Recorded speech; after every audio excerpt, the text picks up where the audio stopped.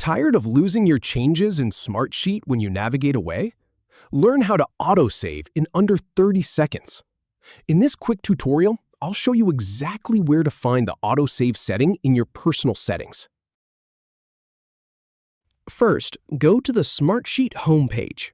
Then, click on your profile icon in the lower left corner. From the menu that appears, select Personal Settings. Now, within Personal Settings, click on the Settings tab. Scroll down until you locate the Auto Save settings. Then, check the box that says Auto Save my changes when I leave a sheet, report, or dashboard. Finally, click Save at the lower right corner to apply the change, and you're all set. If you have any feedback or if any info is inaccurate, please leave a comment below. We'll do our best to answer or redo the video if needed. Thanks for watching.